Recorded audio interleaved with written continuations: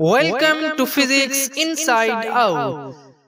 Physics inside out लाया आपके लिए experiment to study the beats phenomena. इस एक्सपेरिमेंट में हम बीट्स फिनोमेना को एक्सप्लेन करेंगे ऑसिलोस्कोप की मदद से। एक्सपेरिमेंट को मुख्तलिफ सेक्शन में डिवाइड किया गया है। सबसे पहले हम बात करेंगे इंट्रोडक्शन टू द एक्सपेरिमेंट, उसके बाद ऑपरेटर्स की कंप्लीट डिस्क्रिप्शन, ऑब्जर्वेशंस, कैलकुलेशंस और फाइनली रिजल्ट। तो लीजिए सबसे पहले introduction to the experiment. Beats क्या होती हैं? जब दो साउंड वेव्स जिनकी फ्रीक्वेंसी स्लाइटली डिफरेंट हों, जब वो साइमल्टेनियसली किसी मीडियम में पास करती हैं तो उनके एम्पलीट्यूड में राइज एंड फॉल आती है। इस राइज और फॉल को ही हम बीट्स कहते हैं। अगर हमारे पास दो साउंड वेव्स हों जिनकी फ्रीक्वेंसीज f1 और f2 हैं, एक सेकंड में f2 minus f1 vibrations amplitude में प्रोड्यूस होंगी। इसलिए हम कह सकते हैं कि number of beats per second difference between two frequencies के इक्वल होती हैं। प्रिंसिपल ऑफ सुपरपोजिशन क्या है? अगर हमारे पास n वेव्स हों और उनके डिस्प्लेसमेंट्स हों y1, y2 and so on, तो रिजल्टेंट डिस्प्लेसमेंट जो है वो इन सारे डिस्प्लेसमेंट के सम के इक्वल्स होगा। Means y equal to y1 plus y2 plus so on. Interference of waves को हम डिफाइन करते हैं जब दो या दो से ज़्यादा वेव्स किसी पर्टिकुलर पॉइंट पे मिलती हैं तो हम कहते हैं कि यहाँ पे इंटरफेरेंस का फिनोमेना प्रोड्यूस हो रहा है। जब दो वेव्स एक दूसरे के साथ इस तरह मिलती हैं कि वो एक दूसरे को रीइंफोर्स करती हैं तो हम कहते हैं कि यहाँ पे कंस्ट्रक्टिव इंटरफेरेंस हो रहा है। जब वो एक दूसरे के इफेक्ट को कैंसिल कर देती हैं तो वहाँ पे डिस्ट्रक्टिव इंटरफेरेंस प्रोड्यूस होता है। अगर हम दो साउंड वेव्स कंसिडर करें जिनकी फ्रीक्वेंसीज f1 और f2 हों, f2 f1 से ग्रेटर हो, तो फिर beat frequency due to interference of waves इस फार्मूले से फाइंड आउट की जा सकती है, f beat equal to f2 minus f1। Beats phenomena observe करने के लिए जो सर्किट डायग्राम हम यूज़ करते हैं वो आप इस सेक्शन में देख रहे हैं। O1 और O2 दो ऑडियो जनरेटर्स हैं। ये ऑसिलोस्कोप है। ऑडियो जनरेटर O1 को ऑसिलोस्कोप के चैनल 1 के साथ कनेक्ट करना है, ऑडियो जनरेटर O2 को ऑसिलोस्कोप के चैनल 2 के साथ कनेक्ट करना है और उन दोनों का ग्राउंड टर्मिनल ऑसिलोस्कोप के ग्राउंड टर्मिनल के साथ कनेक्ट करना है और बीट्स फिनोमेना ऑब्जर्व करने के लिए चैनल 1 और चैनल 2 को ऐड करना है। इस एक्सपेरिमेंट को परफॉर्म करने के लिए जो ऑपरेटर्स रिक्वायर्ड है उसमें दो चीज़ें शामिल हैं। एक beats phenomena operators. Beat phenomena operators में दो ऑडियो ऑसिलेटर्स बिल्ट इन होते हैं जिनकी फ्रीक्वेंसी और एम्पलीट्यूड चेंज किए जा सकते हैं। दूसरी चीज़ कैथोड रे ऑसिलोस्कोप या DSO है जिस पे वो बीट्स का फिनोमेना अपीयर होगा। ये वो ऑपरेटर्स है जिसकी मदद से हम बीट्स फिनोमेना ऑब्जर्व करेंगे। इस ऑपरेटर्स में यहाँ पे ये ऑसिलेटर नंबर 1 है, यह ऑसिलेटर नंबर 2 है। इस नाब की मदद से हम ऑसिलेटर नंबर 1 की फ्रीक्वेंसी चेंज करेंगे और इसकी मदद से हम इसका एम्पलीट्यूड चेंज कर सकते हैं। इस नाब की मदद से हम ऑसिलेटर नंबर 2 की फ्रीक्वेंसी चेंज करेंगे और इस नाब की मदद से ऑसिलेटर नंबर 2 से जो वेव हासिल होती है उसका एम्पलीट्यूड हम सेट कर सकते हैं। ये ऑसिलेटर नंबर 1 की आउटपुट है और यहाँ से इन दोनों टर्मिनल से ऑसिलेटर नंबर 2 की आउटपुट हासिल करते हैं और ये कॉमन टर्मिनल है जिसको ग्राउंड भी कहते हैं। ये DSO है जिस पे हम बीट्स का फिनोमेना ऑब्जर्व करेंगे। बीट्स का फिनोमेना ऑब्जर्व करने के लिए ये DSO का चैनल नंबर 1 है, इसको हम यहाँ पर कनेक्ट करेंगे और ये DSO का चैनल नंबर 2 है, इसको हम यहाँ पर कनेक्ट करेंगे। DSO के चैनल नंबर 1 को यहाँ पर कनेक्ट कर दिया है और DSO के चैनल नंबर 2 को यहाँ पर कनेक्ट कर दिया है और ये दोनों का कॉमन टर्मिनल है। ऑपरेटर्स को ऑन कर दिया है। अब हम इसकी एडजस्टमेंट करते हैं ताकि यहाँ पे इसकी स्क्रीन पे बीट्स को हासिल किया जा सके। एक्सपेरिमेंट परफॉर्म करने के लिए ऑसिलेटर नंबर 1 की एम्पलीट्यूड वाली नाब को मैक्सिमम पे सेट कर देंगे और इसकी फ्रीक्वेंसी को 100 हर्ट्ज पे सेट करेंगे। उसके बाद ऑसिलेटर नंबर 2 के एम्पलीट्यूड नाब को भी मैक्सिमम पर सेट कर देंगे और फ्रीक्वेंसी को 100 के राउंड अबाउट सेट करेंगे, या 100 से मामूली सा कम या 100 हर्ट्ज से मामूली सा ज़्यादा, ताकि DSO की स्क्रीन पे बीट्स ज़ाहिर हो जाएं। सबसे पहले हम ऑसिलोस्कोप को एडजस्ट कर रहे हैं। ऑसिलोस्कोप को एडजस्ट करने के लिए हम मेजर वाले बटन को प्रेस कर रहे हैं। आप देख रहे हैं कि DSO में फर्स्ट रो में चैनल 1 एम्पलीट्यूड की सिलेक्शन आ रही है और सेकंड रो में चैनल 2 के एम्पलीट्यूड की सिलेक्शन है, थर्ड रो में चैनल 1 की फ्रीक्वेंसी सिलेक्शन है और फोर्थ रो में चैनल 2 की फ्रीक्वेंसी सिलेक्शन है। अगर मेजर का बटन प्रेस करने के बाद आपकी ऑसिलोस्कोप पे ये चीज़ें ज़ाहिर हो रही हैं तो ठीक है, अगर नहीं तो मामूली सी एडजस्टमेंट करके आप इनको यहाँ पे ला सकते हैं। अगर आपको DSO की सेटिंग में कोई मुश्किल पेश आ रही है तो आप हमारी वीडियो जिसका टाइटल है how to use DSO in physics experiment वो देखें, तो उसकी मदद से आप सेटिंग आसानी से कर सकते हैं। इसका लिंक डिस्क्रिप्शन में दे दिया गया है। सबसे पहले हम चैनल 1 के एम्पलीट्यूड को मैक्सिमम पर सेट कर रहे हैं। आप देख रहे हैं कि ऑसिलोस्कोप पे मैक्सिमम एम्पलीट्यूड वाली वेव नज़र आ रही है। उसके बाद ऑसिलेटर 2 की एम्पलीट्यूड को भी हम मैक्सिमम पे सेट कर रहे हैं। तो आप देख रहे हैं जब हमने इसको मैक्सिमम पर सेट किया है तो इसकी वेव भी स्क्रीन पे नज़र आ रही है। चैनल 1 की फ्रीक्वेंसी को हम 100 हर्ट्ज के राउंड अबाउट सेट कर रहे हैं। तो आप देख रहे हैं कि इसकी नाब को हम मूव करा रहे हैं ताकि इसकी फ्रीक्वेंसी 100 हर्ट्ज हो जाए। अब आप देख रहे हैं कि इसकी फ्रीक्वेंसी 100 हर्ट्ज हो गई है और चैनल नंबर 2 की फ्रीक्वेंसी को 107 हर्ट्ज पे सेट कर रहे हैं। यह ऑलमोस्ट 107 हर्ट्ज पे हमने सेट करना है। ये आप देख रहे हैं कि 107 हर्ट्ज पे सेट हो गई है फ्रीक्वेंसी। अब इन दोनों वेव्स को ऐड करने के लिए हम ऑसिलोस्कोप पे मैथ वाले बटन को प्रेस कर रहे हैं। ये जो आप रेड वेव देख रहे हैं ये एडेड वेव है। तो आपने देखना है कि ऑपरेटर वाली रो में प्लस का साइन होना चाहिए। अगर यहाँ पे पॉजिटिव नहीं लिखा हुआ तो आप F3 वाले बटन की मदद से सेट करेंगे। अब हम चैनल 1 वाले बटन को डबल प्रेस कर रहे हैं ताकि चैनल 1 की वेव डिसअपीयर हो जाए। इसके बाद चैनल नंबर 2 वाले बटन को भी 2 दफ़ा ही प्रेस करना है ताकि चैनल नंबर 2 की वेव भी डिसअपीयर हो जाए। आप देख रहे हैं कि जैसे जैसे ये वेव प्रोपेगेट कर रही है एम्पलीट्यूड में वेरिएशन आ रही है और यही वेरिएशन ऑफ एम्पलीट्यूड बीट्स कहलाती है। अब हम टाइम पर डिवीजन वाले नाब को इस तरह एडजस्ट कर रहे हैं ताकि बीट्स को सही तौर पे ऑब्जर्व किया जा सके। अब आप देख रहे हैं कि ऑसिलोस्कोप पे वाज़े तौर पे बीट्स नज़र आ रही हैं। ऑब्जर्वेशंस के लिए स्टॉप वाले बटन को प्रेस करके हम ऑब्जर्वेशंस लेंगे। चैनल नंबर 1 वाले बटन को डबल प्रेस कर रहे हैं ताकि चैनल 1 की वेव अपीयर हो जाए। उसके बाद चैनल 2 वाले बटन को भी डबल प्रेस करना है ताकि सेकंड वेव भी अपीयर हो जाए और मेजर वाले बटन को क्लिक कर रहे हैं। आप देख रहे हैं कि रो नंबर 3 में चैनल नंबर 1 की फ्रीक्वेंसी आ रही है 99.07 हर्ट्ज और चैनल नंबर 2 की फ्रीक्वेंसी फोर्थ रो में आप देख रहे हैं 107.26 हर्ट्ज। इसको अपने ऑब्जर्वेशन टेबल में नोट करते हैं।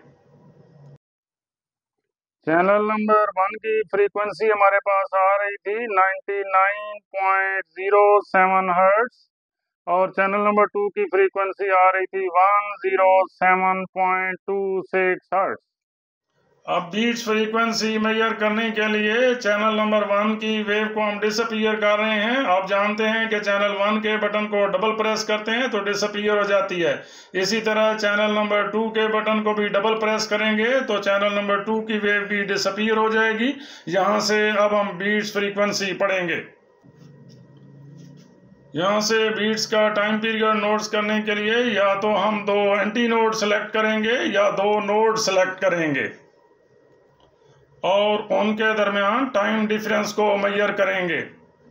इस मकसद के लिए हम ऑसिलोस्कोप के कर्सर वाले फीचर को यूज कर रहे हैं और ऑसिलोस्कोप के कर्सर वाले बटन को प्रेस कर रहे हैं। अब हम F1 को प्रेस करेंगे ताकि कर्सर वाला फीचर ऑन हो जाए। आप देख रहे हैं कि अभी टाइप वोल्ट लिखी हुई है, हम दोबारा प्रेस करेंगे ताकि टाइम आ जाए। अब यहाँ पे टाइम आ गया है। मल्टीपर्पज नॉब को रोटेट करके अब हम कर्सर को एंटी नोड पे सेट कर रहे हैं। आप देख रहे हैं कि ये कर्सर मूव कर रहा है राइट की जानिब, एंटी नोड की तरफ जा रहा है। ये फर्स्ट एंटी नोड पे हमने इसको सेट करना है। तो ये आप देख रहे हैं कि फर्स्ट एंटी नोड पे कर्सर सेट हो गया। मल्टीपर्पज नॉब को हम प्रेस करेंगे ताकि कर्सर यहाँ पर ही अप्लाई हो जाए। अब मल्टीपर्पज नॉब को हम रोटेट कर रहे हैं ताकि कर्सर को एंटी नोड 2 पे सेट किया जा सके। अब आप देख रहे हैं कि हमने एंटी नोड 2 पे सेट कर दिया है और मल्टीपर्पज नॉब को हम प्रेस कर रहे हैं ताकि कर्सर अप्लाई हो जाए। अब आप देख रहे हैं कि यहाँ पे टाइम का डिफरेंस आ रहा है 122.4 मिली सेकेंड। इसको अपने ऑब्जर्वेशन टेबल में नोट करते हैं। T beat observed by oscilloscope, दो एंटी नोड्स के दरमियान जो टाइम डिफरेंस आ रहा था वो आ रहा था 122.4 मिली सेकेंड। सेकंड ऑब्जर्वेशन लेने के लिए हम कर्सर की सेटिंग को ऑफ कर रहे हैं। दोबारा से रन वाले बटन को प्रेस कर रहे हैं। चैनल 1 वाले बटन को डबल क्लिक करके हम चैनल 1 वाली वेव अपीयर कर रहे हैं। इसी तरह चैनल 2 को डबल क्लिक करके चैनल 2 वाली वेव को अपीयर कर रहे हैं। मैथ वाले बटन को क्लिक करके एडेड वेव को डिसअपीयर कर रहे हैं। अब हम चैनल 1 की फ्रीक्वेंसी को चेंज किए बगैर चैनल 2 की फ्रीक्वेंसी यानी ऑडियो जनरेटर O2 की फ्रीक्वेंसी को 110 हर्ट्ज पे सेट कर रहे हैं। ये हमारी फ्रीक्वेंसी 110 हर्ट्ज पे सेट हो गई है। ये ऑसिलोस्कोप से आप रो नंबर 4 में ऑब्जर्व भी कर सकते हैं। अब मैथ वाले बटन को हम क्लिक कर रहे हैं ताकि दोनों वेव्स को ऐड किया जा सके। आप देख रहे हैं कि दोनों वेव्स ऐड अप हो गई हैं। चैनल 1 और चैनल 2 की वेव्स को डिसअपीयर कर रहे हैं। जैसे पहले आपको बताया था कि चैनल 1 और चैनल 2 के बटनों को डबल प्रेस करेंगे तो चैनल 1 और चैनल 2 की वेव डिसअपीयर हो जाएंगी, सिर्फ एडिड वेव अपीयर होगी। हम स्टॉप वाले बटन को प्रेस कर रहे हैं। चैनल नंबर 1 और चैनल नंबर 2 की फ्रीक्वेंसीज को नोट करने के लिए हम चैनल नंबर 1 और चैनल नंबर 2 के बटन को प्रेस कर रहे हैं और मेजर वाले बटन को प्रेस कर रहे हैं। चैनल नंबर 1 की फ्रीक्वेंसी आ रही है 99.98 हर्ट्ज और चैनल नंबर 2 की फ्रीक्वेंसी आ रही है 110.53 हर्ट्ज। इसको अपने ऑब्जर्वेशन टेबल में नोट करते हैं। ऑडियो जनरेटर 1 की जो फ्रीक्वेंसी आ रही थी वो थी 99.98 हर्ट्ज। ऑडियो जनरेटर 2 की फ्रीक्वेंसी आ रही थी 110.53 हर्ट्ज। बीट्स फ्रीक्वेंसी नोट करने के लिए हम चैनल 1 और चैनल 2 के बटन्स को डबल प्रेस कर रहे हैं ताकि चैनल 1 और चैनल 2 की वेव डिसअपीयर हो जाए, सिंपली एडिड वेव अपीयर हो। उसके बाद कर्सर वाले बटन को प्रेस कर रहे हैं। F1 की मदद से हमने इसको इस तरह सेलेक्ट करना है ताकि ये टाइम रीड करे। मल्टीपर्पज नॉब को रोटेट करके कर्सर को हम फर्स्ट एंटी नोड पे सेट कर रहे हैं। आप देख रहे हैं कि ये कर्सर फर्स्ट एंटी नोड पे जा रहा है, फर्स्ट एंटी नोड पे सेट हो गया है। अब हम मल्टीपर्पज नॉब को प्रेस कर देते हैं ताकि कर्सर अप्लाई हो जाए। मल्टीपर्पज नॉब को रोटेट करके हम कर्सर की पोजीशन को सेकंड एंटी नोड पे सेट कर रहे हैं। आप देख रहे हैं कि ये सेकंड एंटी नोड पे सेट हो गया कर्सर। अब इसको भी अप्लाई कर देते हैं। कर्सर को अप्लाई करने के लिए मल्टीपर्पज नॉब को प्रेस करते हैं हम। दो एंटी नोड्स के दरमियान जो टाइम डिफरेंस आ रहा है वो 94.4 मिली सेकेंड आ रहा है। इसको अपने ऑब्जर्वेशन टेबल में हम नोट करते हैं। दोनों एंटी नोड्स के दरमियान जो टाइम डिफरेंस था वो था 94.4 मिली सेकेंड।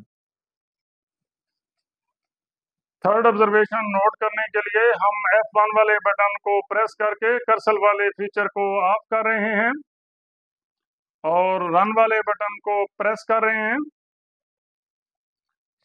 चैनल 1 और चैनल 2 के बटन्स को प्रेस करके इनकी वेव्स को अपीयर कर रहे हैं। मैथ वाले बटन को डबल क्लिक करके एडिड वेव को डिसअपीयर कर रहे हैं। अब हम ऑडियो जनरेटर O1 की फ्रीक्वेंसी को चेंज किए बगैर ऑडियो जनरेटर O2 की फ्रीक्वेंसी को ऑलमोस्ट 115 हर्ट्ज पे सेट कर रहे हैं। ये आप देख रहे हैं कि फ्रीक्वेंसी 115 हर्ट्ज पे सेट हो गई है।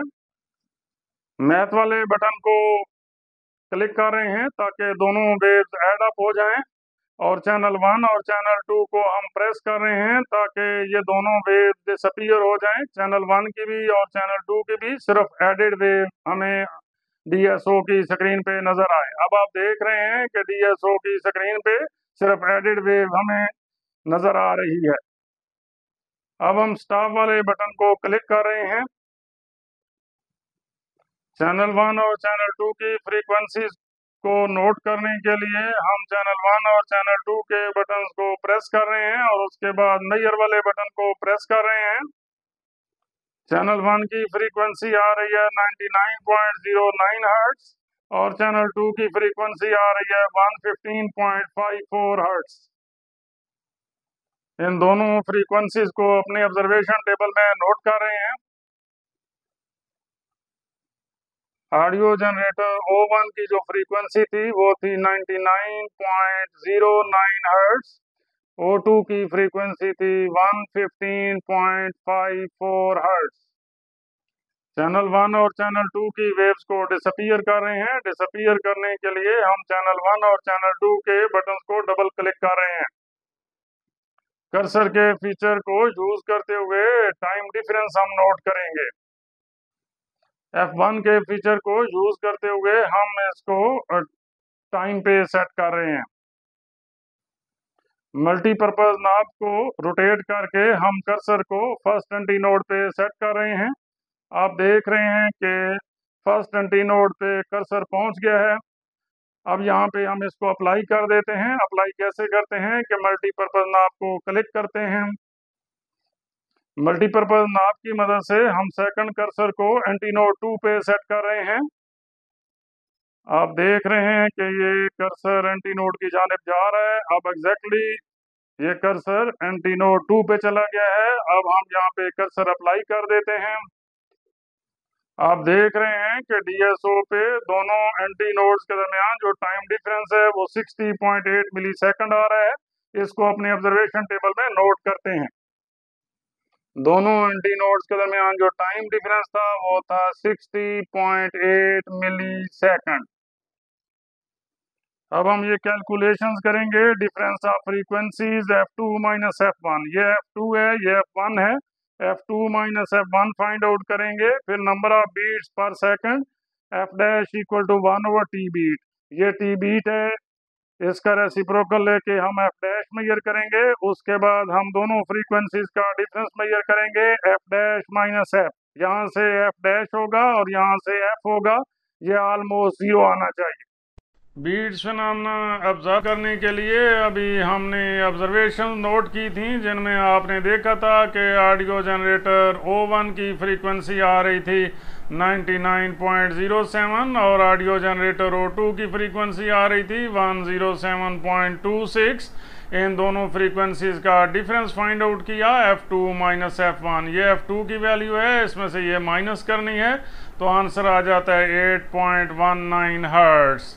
दूसरी चीज़ हमने ऑब्जर्व की थी T बीट के दो एंटी नोड्स के दरमियान जो टाइम डिफरेंस था उसकी वैल्यू आ रही थी 122.4 मिली सेकंड। उसको सेकंड में चेंज करने के लिए 10⁻³ से मल्टीप्लाई कर दिया। Number of beats per second find out करने का फार्मूला है F dash equal to 1/T beat. इसी का रेसिप्रोकल किया तो आंसर आ गया 8.16। उसके बाद डिफरेंस फाइंड आउट किया F dash minus F dash की वैल्यू है 8.16, F की वैल्यू है 8.19। इन दोनों का डिफरेंस फाइंड आउट करें तो -0.03 जो कि नियरली 0 है। इसी तरह सेकंड ऑब्जर्वेशन और थर्ड ऑब्जर्वेशन हमने कंप्लीट की। आप यहाँ से नोट कर रहे हैं कि ये डिफरेंस ऑलमोस्ट 0 आ रहा है, इसलिए हम कह सकते हैं कि difference of frequencies is equal to number of beats per second, और यही हमारा रिजल्ट है। मजीद लेक्चर्स और एक्सपेरिमेंट्स के लिए फिजिक्स इनसाइड आउट को सब्सक्राइब करें। हर नई वीडियो का नोटिफिकेशन सबसे पहले हासिल करने के लिए बेल आइकन को क्लिक करना मत भूलें।